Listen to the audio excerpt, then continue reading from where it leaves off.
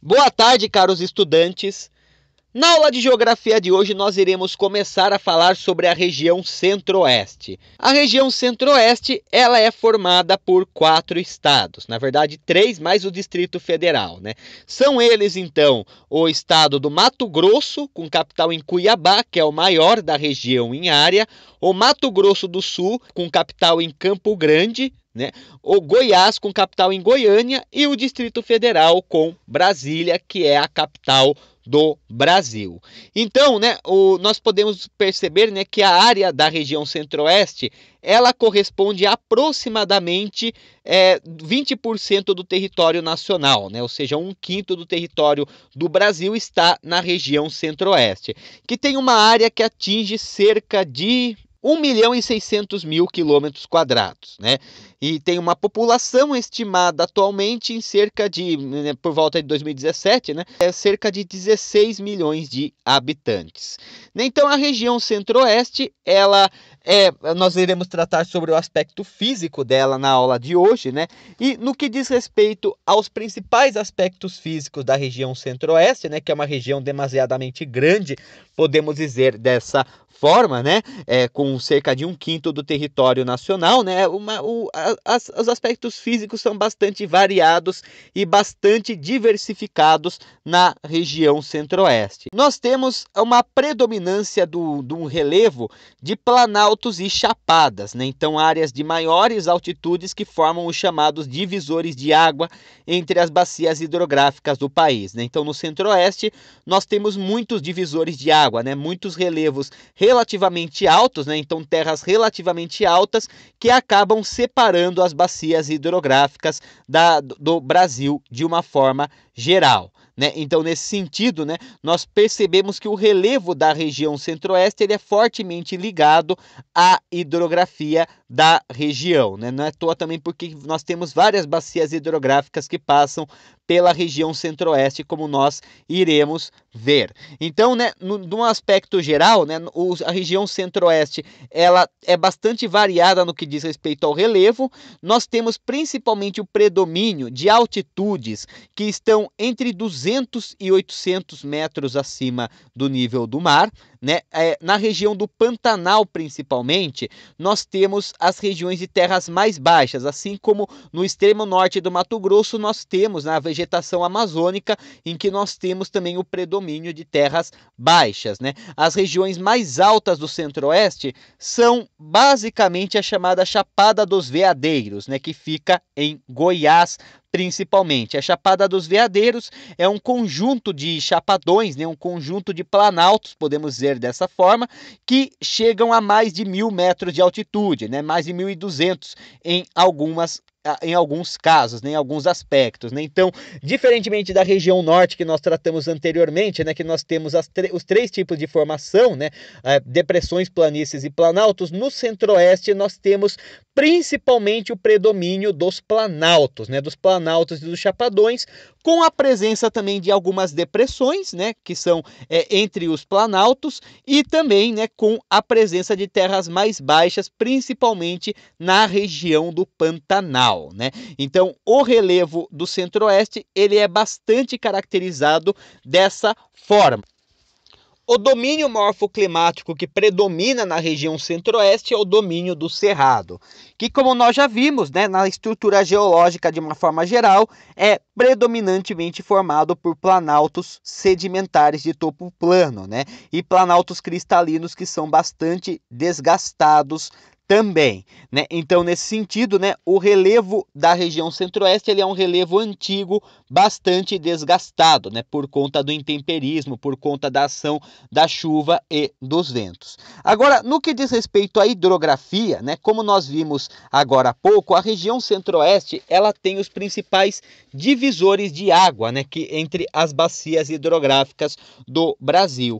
Então, nós vamos ter várias bacias hidrográficas que vão passar passar pela região centro-oeste. Então nela nós teremos o nascimento de vários rios importantes, né, que acabam formando algumas bacias centrais, como a do Tocantins-Araguaia, a bacia do Rio Paraguai e a bacia do Rio Paraná, né, assim como também nós temos a presença de afluentes dos rios Amazonas e Paraguai que nascem nessa região, né, principalmente na região norte do Mato Grosso, nós temos vários rios da bacia amazônica. Então no centro-oeste, né, por conta desses planaltos que acabam sendo muitas vezes responsáveis pela divisão das bacias hidrográficas, nós encontramos uma grande heterogeneidade de bacias hidrográficas. Então na região do Goiás nós encontramos a bacia do Tocantins-Araguaia, sobretudo, no norte do Mato Grosso a bacia amazônica, enquanto que no sul do Mato Grosso e no Mato Grosso do Sul nós temos a presença das bacias do Paraguai e do Paraná também, né? Então, nesse sentido, né, nós percebemos uma grande variedade de rios, né, de diferentes rios afluentes, até rios principais mesmo que estão presentes na região centro-oeste. Muitos, inclusive, nascem, né, nessa área, né? Sobretudo, né, nascem nessa porção se dirigindo, então, direção ao mar, né? Devemos lembrar que a região centro-oeste ela é totalmente interiorizada, sem nenhum acesso ao oceano, né? Ela é bem no interior do Brasil de forma geral, né? E nesse sentido, então, né, a bacia mais extensa da região centro-oeste, né, que predomina na região centro-oeste, é a bacia do Rio Paraguai, que ocupa a maior parte da região, né? E inclusive, né, abriga a planície do Pantanal Mato-Grossense, né, que é uma área de altitudes mais baixas, né? E que se forma muitas vezes pela água de rios que se formam nos planaltos e nas chapadas que estão a leste da região. Nesse sentido, né, a região centro-oeste ela possui tanto rios de planície, mas na região da fronteira com o Paraguai, né, que são rios navegáveis, né, com a presença de muitas hidrovias nessa região, como rios de planaltos também que são aproveitados para a geração de energia hidrelétrica, né? Então, nesse sentido, né, a região centro-oeste ela tem uma grande diversidade hídrica e ela tem uma função, inclusive, fundamental nesse sentido para a preservação desses rios, porque como muitos rios eles nascem ou então são afluentes de várias das bacias hidrográficas nessa região, né, além dela ser útil para a navegação e irrigação, né, é necessário cada vez mais uma política de preservação dos rios mais rigorosa na região centro-oeste, né? Ela acaba tendo um valor até mesmo estratégico, podemos dizer dessa forma, por conta da grande diversidade hídrica que ela possui, né? Então, no que diz respeito ao relevo e à hidrografia, que estão intimamente relacionados no centro-oeste, né? Um relevo principalmente de terras mais altas, né? Geralmente com mais de 500 metros de altitude, né? Em alguns casos, como no caso da Chapada dos Veadeiros, mais de 1.000 metros de altitude, que acabam sendo divisores de água dos importantes rios do Brasil. Agora, no que diz respeito ao clima e à vegetação da região centro-oeste, né? O clima do centro-oeste ele é principalmente tropical, né? O tropical típico, podemos dizer dessa forma, né? A região centro-oeste ela tem um clima bastante quente, né? E nesse sentido, por ela ser interiorizada, né? Ou seja, ela estar bem distante do mar, no interior do continente sul-americano, a região centro-oeste ela possui uma grande amplitude térmica, né? Então, justamente pelo fato dela não estar tão próximo dos oceanos, a variação da temperatura do dia para a noite é muito grande. Mesmo assim, né? É uma região que apresenta altas temperaturas por conta da sua localização, assim como também por conta de outros fenômenos naturais, né, como o relevo, assim como também a questão das bacias hidrográficas, né? Então, né, de certa forma, o clima que predomina na região centro-oeste é o clima tropical típico, né? Ou seja, o clima tropical típico que ele tem altas temperaturas, no entanto, né, ele acaba sendo bastante úmido e chuvoso durante o verão e bastante seco durante o inverno, com temperaturas mais amenas, geralmente chegando a 20, 15 graus, né? Dificilmente é menos do que isso, né? 20 ou 15 graus Celsius, podemos dizer assim, né? No entanto, embora o tropical típico seja o mais presente na região centro-oeste, nós temos também a presença do clima equatorial, que é comum da região norte, né? Principalmente no norte do Mato Grosso, que é um clima que já é mais caracterizado por ser mais quente, quente, né, podendo passar dos 40 graus Celsius no verão e que costuma ser chuvoso o ano inteiro. Então ele costuma ter bastante umidade no decorrer do ano, né? Então, no Mato Grosso nós temos o norte, principalmente com predomínio do equatorial, e o sul do tropical. Nos outros estados, né, no Goiás, Distrito Federal e Mato Grosso do Sul, nós já temos a presença do tropical típico, principalmente, né? E também, né, a vegetação da região centro-oeste ela é bastante heterogênea, né? São vários tipos de vegetação. Nós encontramos principalmente o cerrado, né, que é a vegetação típica dessa região, né? Então o cerrado, como nós já abordamos anteriormente, é a chamada savana brasileira. Então nós temos principalmente a presença de arbustos, vegetação herbácea, né? Árvores com tronco retorcido e casca grossa, né? E por que isso ocorre? Né? Em grande parte por conta do solo da região do centro-oeste, né? O solo da região centro-oeste é um solo bastante ácido, né? Então isso que leva muitas vezes ao fato, né, de as árvores elas terem esse tronco retorcido. Então, nesse sentido, né, o que nós temos, né, principalmente na região do Cerrado, é uma presença de solos menos férteis, né, muito mais ácido, né, e de pouca fertilidade, né. Com isso, né, nós temos dificilmente a presença de grandes árvores, né, como ocorre, por exemplo, com o caso da floresta amazônica, né. Nós temos geralmente árvores que são relativamente mais baixas e muito mais dispersas, né, então não existe uma floresta fechada, como no caso da Amazônia. A grande presença de plantas mais baixas, principalmente arbustos e também gramas, né?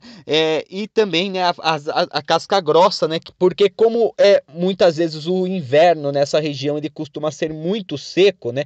Queimadas naturais também são muito presentes na vegetação do cerrado, né? Então, algumas árvores elas evoluíram e se adaptaram, né, no decorrer dos milênios para ter uma casca mais grossa que acaba resistindo a essas queimadas naturais, né? Além delas também terem a capacidade de segurar mais a umidade, né? Então, nesse sentido, a floresta do Cerrado é a típica floresta de savanas, podemos dizer dessa forma, né?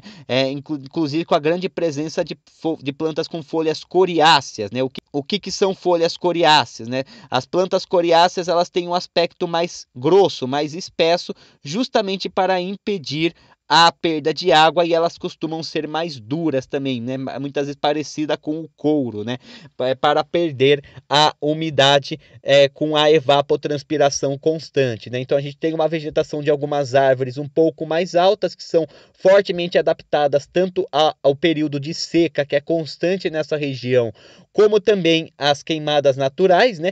Mas principalmente vegetações rasteiras que acabam predominando nessa região do Cerrado. Apesar disso, né, o Cerrado ele tem as árvores também, elas costumam ter raízes bastante profundas, né, para se aproximar do lençol freático. A região do centro-oeste, ela concentra principalmente aquíferos, né, que são grandes reservas de água subterrânea, como o próprio aquífero Guarani, em certa medida, né, que é uma grande presença de água subterrânea nessa região, e muitas árvores sobrevivem à seca porque elas conseguem desenvolver raízes profundas suficientes para chegar nesses lençóis freáticos e nesses aquíferos, né? Apesar disso, também nós temos uma grande biodiversidade na região do Cerrado, né?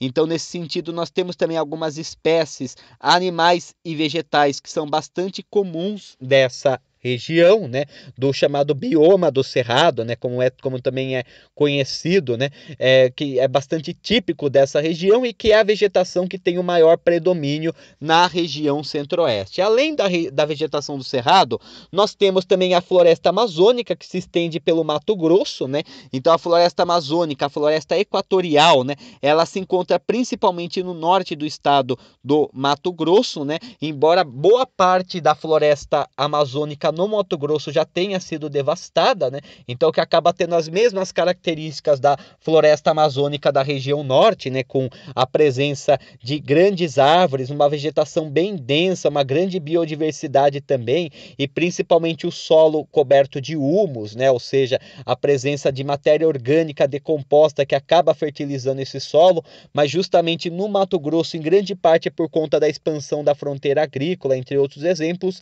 a floresta amazônica ela tem sido continuamente devastada no estado em questão. Como nós iremos ver, né, na aula seguinte, a região centro-oeste ela tem sido uma região de grande expansão da fronteira agrícola, o que tem contribuído tanto para o desmatamento do cerrado, como também para o desmatamento da floresta amazônica mato-grossense. E a vegetação típica da região centro-oeste, né, a vegetação que só está presente na região centro-oeste, é a vegetação do Pantanal, né? Então o Pantanal ele é caracterizado como uma vegetação praticamente aquático, né? Já que o Pantanal ele se localiza principalmente em regiões de terras baixas, por onde se passam grandes rios na região, como o próprio Rio Paraguai, em certa medida, né? E isso leva então à formação de um grande pântano, porque como é um grande fluxo de água que ocorre nessa região, a água ela não é drenada, né? Ela não costuma ser totalmente drenada. Isso leva então a uma presença de uma inundação quase permanente na região do Pantanal, principalmente nas regiões de terras baixas, na fronteira com o Paraguai, né? O Pantanal ele é uma vegetação típica da América do Sul, em certa medida, né? Embora ele seja um pântano, ele tem algumas propriedades, né? Com uma grande diversidade e heterogeneidade de plantas de outras regiões também, né? De outros biomas, podemos dizer dessa forma, que estão presentes também na região do Pantanal, né? E que tem inclusive uma flora e uma fauna também bastante adaptada às constantes inundações, né? Então, o Pantanal ele se localiza em uma planície sedimentar, né? Que é inclusive a maior planície inundável do planeta, né? Então, é basicamente as regiões de terras baixas do centro-oeste, que como nós vimos, ele costuma ter terras mais altas, né? E possui, né, uma grande biodiversidade de recursos animais e vegetais, né? Alguns os ecossistemas dessa paisagem. Então, o Pantanal basicamente ele se localiza na bacia do Alto Paraguai, do Alto Rio Paraguai, né, a leste da Bolívia e nordeste do Paraguai também, né? Então acredita-se que o processo de formação, né, do Pantanal data mais ou menos de 12 ou 13 mil anos, né? E nesse sentido a bacia do Paraguai ela inunda constantemente essa região, né? Então, né, nesse sentido nós temos a presença, né, de vários rios que circulam por essa região, deixando essa região bastante inundável. As regiões mais altas do Pantanal não passam de 150 metros, né? E é uma região de predomínio de planície, principalmente, né? E em alguns picos isolados, por volta de 1.000 metros, né? No município de Corumbá, no Mato Grosso do Sul, que são as regiões mais altas que nós temos, principalmente no Pantanal, né? Então, o Pantanal ele é uma vegetação bastante típica dessa região, né? Uma planície sedimentar inundável pelo grande fluxo de rios que muitas vezes não são totalmente drenados nessa região, né? Então, né, no que diz respeito aos aspectos físicos da região centro-oeste, essas seriam as características mais centrais, né? Então, de certa forma, um grande relevo de planaltos, tanto sedimentares como cristalinos desgastados, né? A presença dos chapadões, né? Então, uma grande presença de diversos, de terras relativamente mais altas, de 500 até mais ou menos 1.000 metros, né? Com a grande presença da Chapada dos Veadeiros, que são as terras mais altas dessa região do centro-oeste, né, presentes em Goiás, com a presença de planícies sedimentares, que é principalmente no Pantanal, né, no oeste do Mato Grosso e do Mato Grosso do Sul. Então é um relevo bastante característico, um relevo bem antigo, um relevo bem desgastado que nós encontramos no centro-oeste. No que diz respeito à hidrografia, né, como muitos desses chapadões eles servem como divisores de água, nós temos a presença de várias bacias hidrográficas do centro-oeste, né, Tocantins, Araguaia, do Amazonas, né, assim como do Paraguai e do Paraná também, com muitos rios que nascem nessa região e muitos rios que são afluentes ou tributários de outras grandes bacias hidrográficas do Brasil. No clima, nós temos principalmente o tropical típico, com a presença de grandes estações de seca no inverno, né, e altas temperaturas e chuva no verão, né, com a presença do equatorial também na região norte do Mato Grosso, né, que é um clima mais úmido e quente o ano inteiro, né? E no campo da vegetação também nós temos uma grande diversidade, né? Desde a presença da floresta amazônica no Mato Grosso, que está ameaçada ameaçada no estado em questão por conta do constante desmatamento por causa da expansão da fronteira agrícola, mas principalmente o predomínio do cerrado, que é a vegetação de savana, né, com uma vegetação mais rasteira, com árvores esparsas, muitas vezes de tronco retorcido por conta da acidez do solo do cerrado e que acabam se adaptando tanto à seca, criando raízes profundas para, inclusive, conseguir água dos aquíferos, né, e lençóis freáticos, como também uma casca mais dura para evitar a perda de água e também as queimadas naturais, né? E o Pantanal, que é típico dessa região, né, que é uma planície inundável com uma vegetação praticamente o ano inteiro submersa e também uma grande biodiversidade, né, animal e vegetal adaptada a essas grandes inundações, né? Então esses que são os aspectos físicos centrais que nós temos do Centro-Oeste, né? Na próxima aula nós trataremos sobre os aspectos humanos. Uma boa tarde a todos e tudo de bom.